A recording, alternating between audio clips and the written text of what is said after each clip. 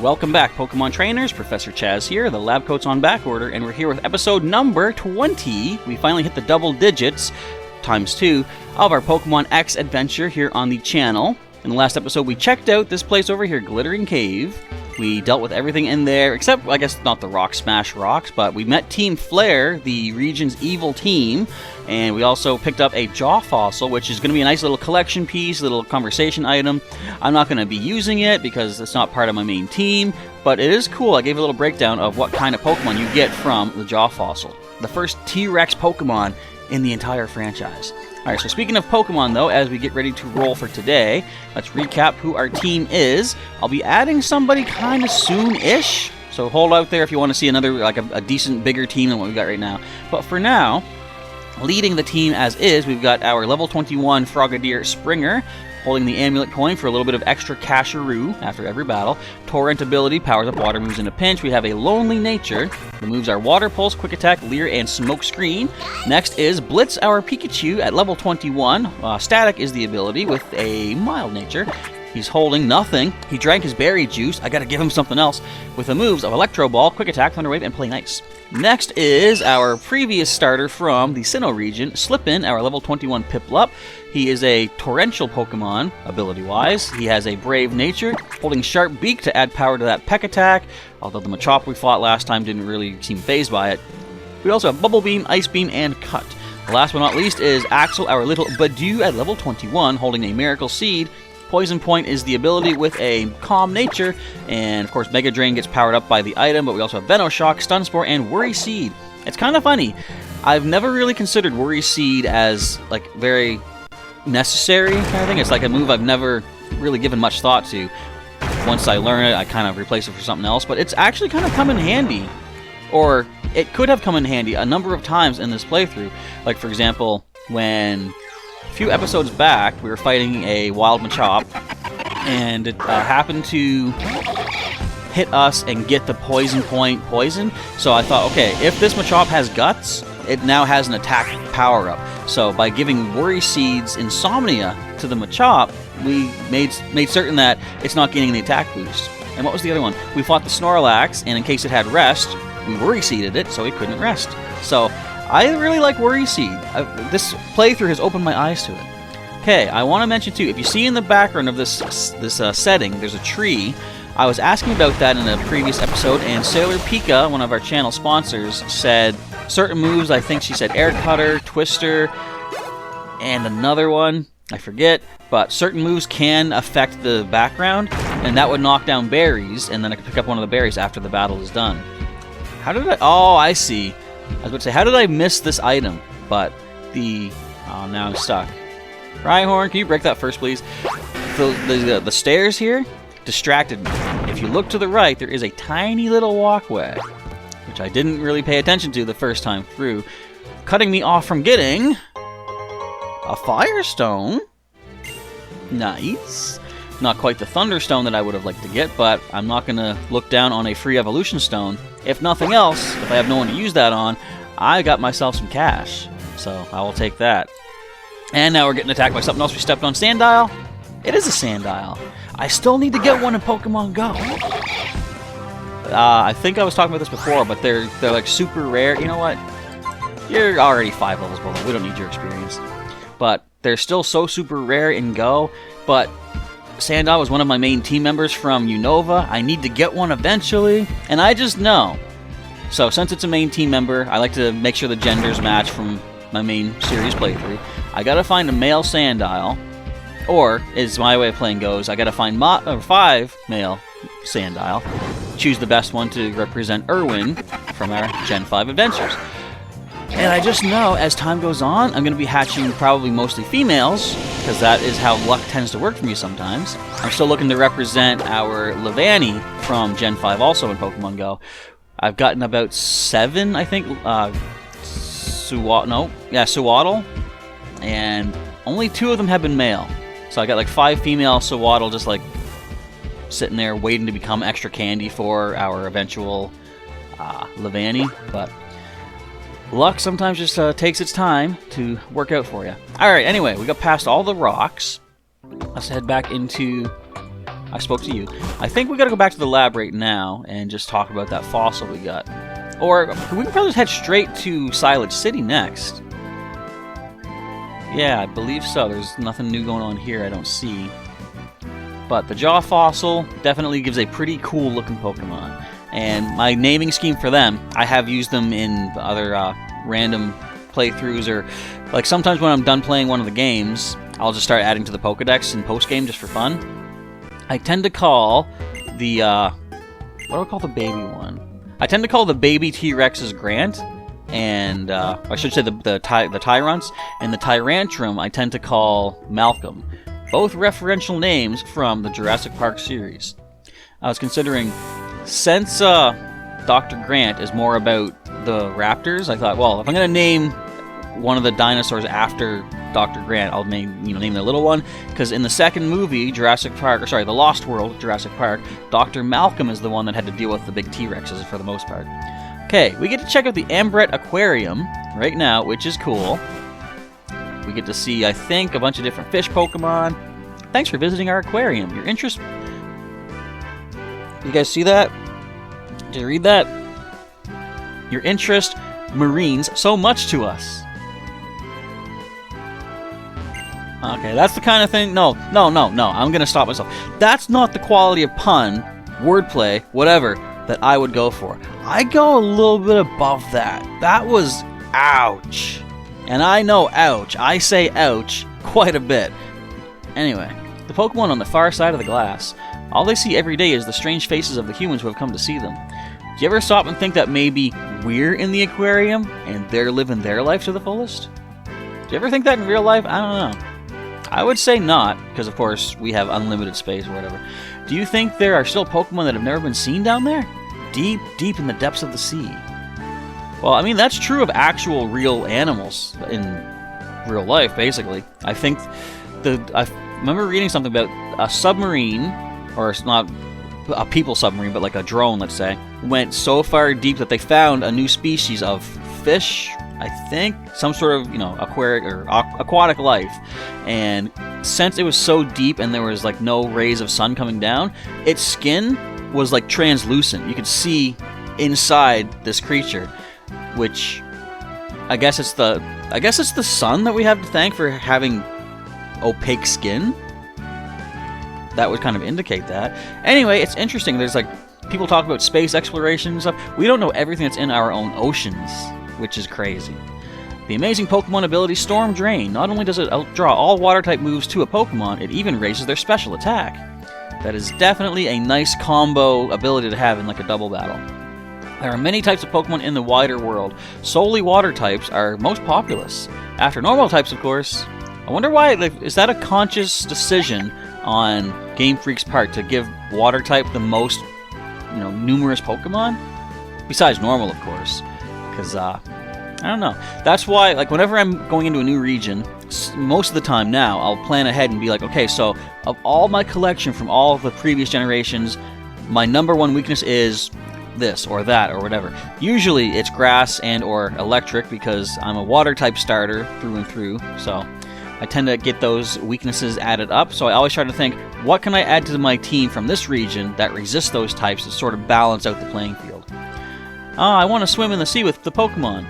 But just to finish that thought, if most of the most of the Pokemon in the world are water type, that's not going to help me reduce my weaknesses, So that's why I tend to go for non-water types for the rest of my team if I can. Wowzers! I just saw a fish Pokemon hiding behind that rock. Was it a Relicanth? What if it was the rock? Look at this! Look at this! Shiny Magikarp statue. Do you think they intended it to be like a shiny, or did they just think, let's just put a golden Magikarp up? Either way, it does look like the shiny.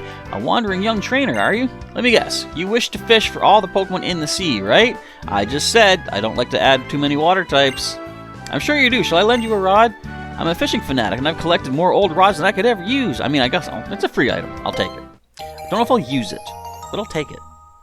So we got ourselves the old rod. There you are, one fishing rod. I'll teach you quickly how to use it. First, you've got to face the water when you use it. If an exclamation mark appears, press the A button. You can either try to catch the Pokemon that you fish, or just beat them up in battle. It's up to you now. I mean, I guess if nothing else, I could do some training off of what we catch.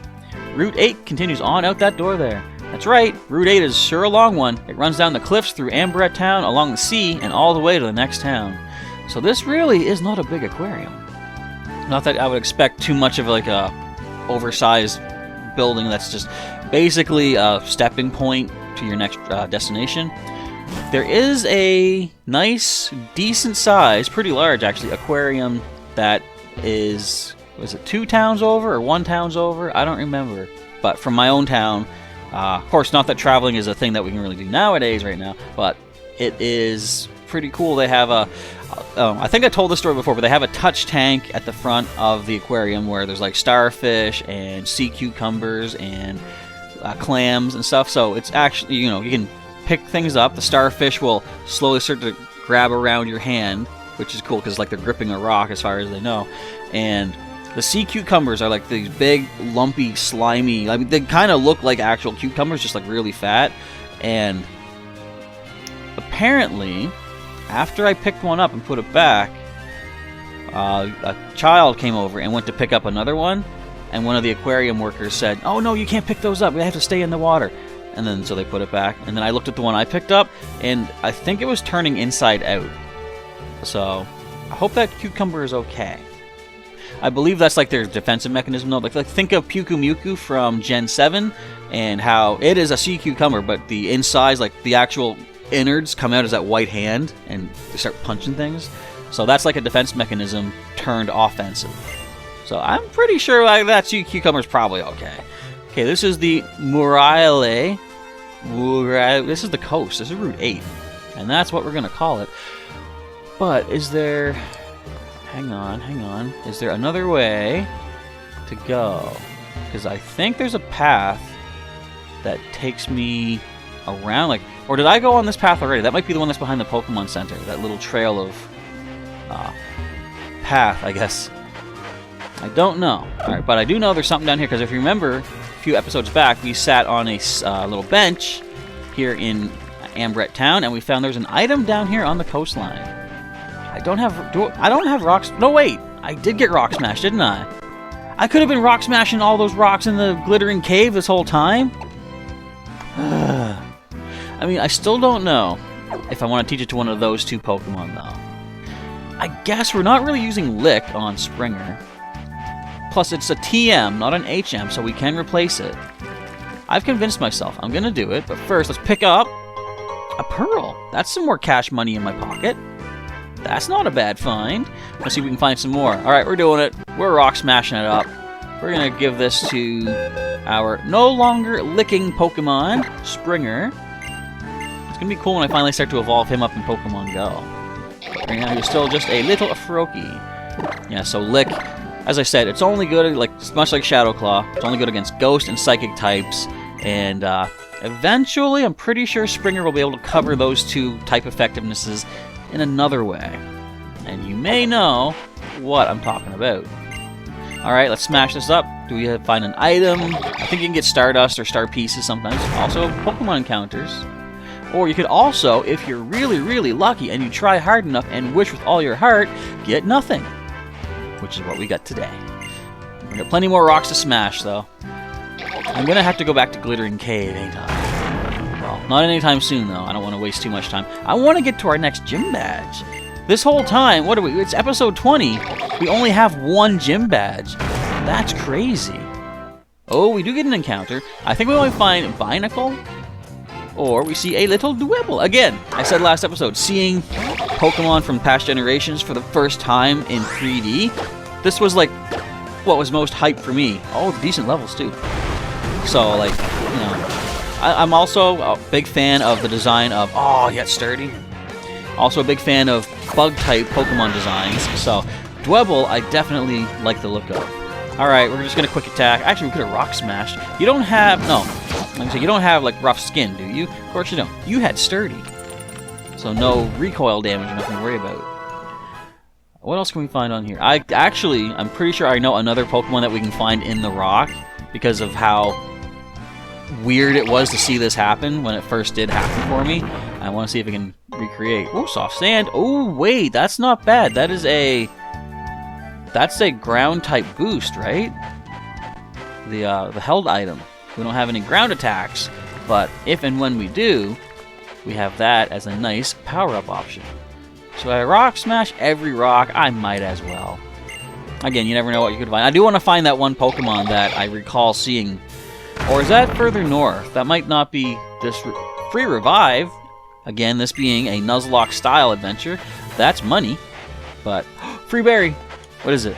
What is it? A Mago Berry. That might be one of those restore HP in a pinch, yet might cause confusion berries. Did they change those? I think, like, they don't really restore a lot of HP, but I think they've adjusted that now so that maybe if they like the flavor, it gives back more HP. Because I've seen people, Citrus Berry has usually been the way to go. That restores a quarter of your Pokemon's max HP. But, wait a minute. Okay, I was going to say, I wasn't in your line of sight. To finish my thought, though, Mago Berry, I think nowadays with Pokemon Sword and Shield, they made it so that you can restore, like, is it 75% of your HP if the Pokemon likes the flavor. And I don't think there's a risk of causing confusion anymore. I don't recall, but if anyone knows the answer to that as far as those berries are concerned, let me know, because I'm curious. That's the Dowsing Machine for you. With this, I can find items I can't see with no trouble at all. Here, I have one for you. Use it to find some treasure. Now this I might equip to one of my quick select buttons. Using the Dowsing Machine is easy. If you're close to a buried item, the dowsing rods react and their movement leads you to it. You'll find treasure where the red rods cross and turn... Red rods? What? Where the rods cross and turn red. Oh, and here's a bit of trivia. People who douse are called dowsers. King Dowser Koopa? Alright, let's go to the key items. And I want to set this... Register... How do I do this again? I think the Y button uses them. Let's find out. Yes, it does. Okay.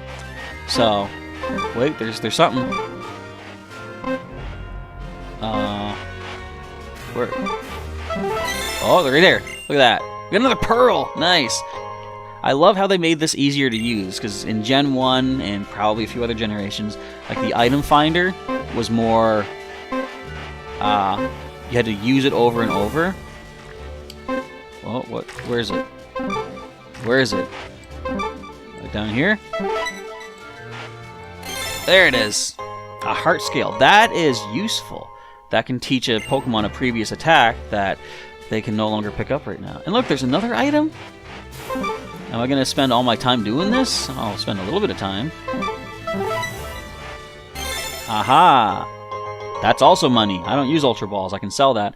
But I like this item finder. It's very user-friendly. So much, like, as time has gone on and the generations have built up, they've just made things so much more convenient for the players. Okay, there's another one. Another item. Where are you at? Right here. Stardust. Yes, I can power up my Pokemon in Pokemon Go. It's funny how... Like, they took one of the, I wouldn't say rare exactly, but one of the less common items in the Pokemon series, and they made it like the most common thing just about that you can get in Pokemon Go. Okay, so there's nothing we can do here. I do know there is a trainer somewhere. I forget how we reached them, but there's someone up on the ledge. Normally, I'd sink like a brick, but when I'm with my Pokemon, swimming is no problem at all. So, is it you that's swimming, or is it the Pokemon, really? You know, there was space on that board for Jack. Right, that's all over there. Genevieve has a Wingull. Am I leading with my Pikachu? That'd be cool, but I'm pretty sure... Yeah, Springer's in the lead, but that's just fine and dandy. Only 2 Pokemon. Okay, Springer might actually level up off of this battle, which would be nice. Level 19 is the opponent, so we are pretty much on par with the trainers at this point. What I will do, though, my general routine, since the next place that we get to, the next city is a gym city, I'm going to spend a little bit of time grinding up the team if I need to outside. We're going to try to hit 5 levels above the wild Pokemon on that route. Can we break through confusion? That would be nice. Yes. Alright. There goes the Wingull. What else has she got? And is there any, like, grass on this route, I wonder, as far as encountering things goes? We're not that far from the city, if I remember, so we will find out as time goes on. We see a Psyduck coming on in. Okay, you could have confusion. I was considering switching into Axel, and it's level 21 as well, so... actually, we'll go to Blitz, because I'm pretty sure Pikachu should be considerably quicker than a Psyduck. Electro Ball should do a decent amount. If I can find the TM... Oh, there was confusion. I was going to switch into Axel. If we can find the TM for Grass Knot, I believe... Is it in this game? That might actually be from the Grass Gym Leader. But Pikachu is able to learn Grass Knot, which is Grass not too bad. Ooh, that did some damage. Fortunately, Electro Ball does a little bit more. We're going to take this down and get the XP. And now I'm suddenly realizing I'm just really recapping again what's happening on screen. I get so bland. I gotta think of other things to say and speak of. I told you I'm a poor swimmer, throw me a line. No. You're on dry land. What are you talking about? You ain't need no line. I love going wading with my web-footed pals. I guess technically a Wingull would be web-footed. I was trying to picture it, but why am I questioning that? Of course it would be. Alright, I believe we should toss a potion your way, just in case. Whoops, not a super. A regular should do for now. I'm thinking we're close to the next town, but a lot can happen between here and there. So, make sure we are fully healed up as we need to be. Okay, yeah, I don't think there's a way to get up to deal with that trainer. We must have to fight them from above, I guess. We got some fishermen on the line, on the way here. Swish, swish, swish. You wouldn't believe how much I've practiced my casting technique. Time to see the results. Have you ever been fishing out there, trainers? In, real life setting, of course. I only have done it once. It was, my uncle has summer camp, or back in the day he had one. Oh, you're not weak to grass. Also, you might have liquid ooze. Actually, we got a counter for that, now that I think about it. You don't have liquid ooze anymore. Worry Seed! I'm telling you, it did have liquid ooze. I'm telling you, this Worry Seed is really coming through more than I would have ever expected. Anyways, my uncle had a summer camp when I was probably say about 10 to 12 years old, somewhere around there. And we went fishing one time. His camp was near some docks, some piers, and the only real thing I ever caught, I did hook a fish, but in the end, it was kind of messed up the way it worked. The hook got in the fish's mouth, but it kind of came out through its eye. So my uncle took care of that. He got the hook out. We weren't catching to cook or anything. We were just catch and release.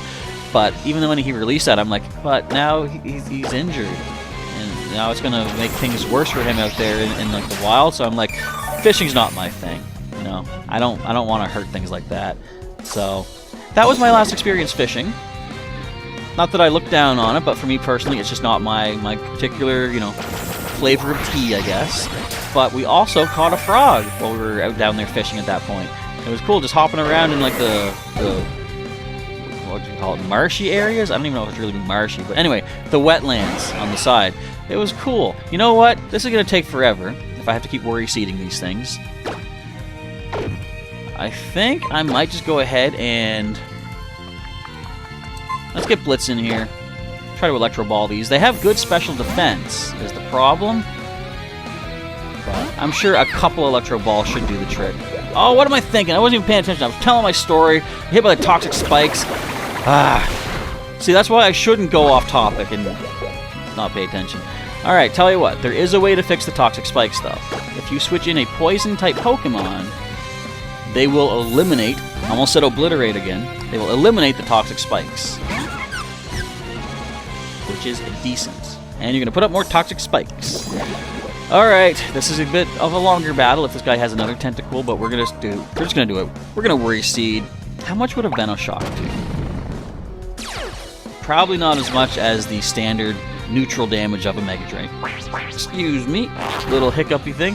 Those look like little hooked barbs on the end of that Constrict attack. Alright, bear with me as we take this down. Another thing we did, though, at my Uncle Summer Camp, there was old, I don't know if we could call it a tanker, but there was an old boat, a large, almost like a freight shipping, a freight shipping boat. Whatever. One of those big old metal boats.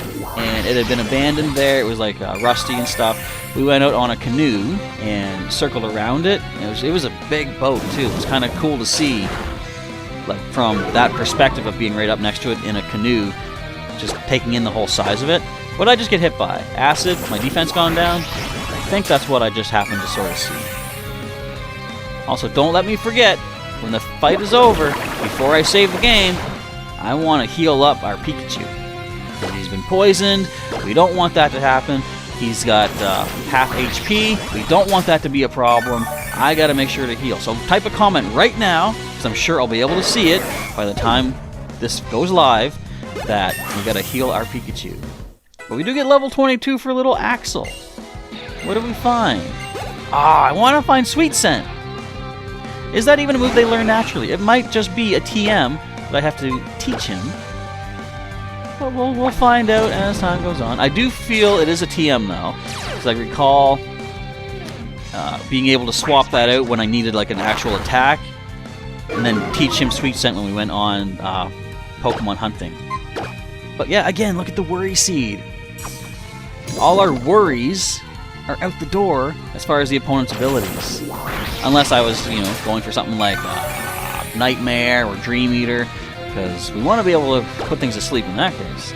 But every other situation, the Worry Seed is awesome. I might want to consider, adding that into a competitive team at some point. Because if you watch my recent Pokemon TCG online live stream, I'm all about the crazy, unexpected strategies. Who would have ever expected a Fortress to take down a full HP VMAX Pokemon in Pokemon TCG? Well, if you see the attack that Fortress has, you could easily have expected it. A simple, both Pokemon are knocked out. I love text like that where it's like, what was it? There's I had a deck called, what do they call it? Creepy Shuriken, I think, where Gengar could knock out anything that has 30 damage or 30 HP or more damage on it, and we had a Greninja that could toss a Water Shuriken to put 3 damage counters, 30 damage on anything. So that combo right there, one Water Shuriken, Creep Show from Gengar, you can knock out anything. Very cool. Swish, swish. I guess I need more practice. Alright, again, gotta heal. First, let's see what he says. Give me an item. Swish, swish, swish. I guess practicing my casting technique doesn't really have anything to do with Pokemon battles. Indeed, it do not do so. Okay, so let's go ahead. Antidote. Let's go with Potion. Get Blitz ready to roll once again. And in fact, while we're here, let's do one more last little thing. We're going to maneuver the Pokemon around so we are ready to roll immediately in the next episode. But that is going to be a wrap for today's episode. So let's save it up here on the coastline of Route 8, Memorial Town, or Memorial Road, whatever, who cares. But that is it for today. So I want to say, folks, thank you for watching today's episode. If you enjoyed it, feel free to click like down below. And if you want to share this with some other Pokemon fan friends of yours, feel free to do so. The playlist is linked down in the description. You can share that out.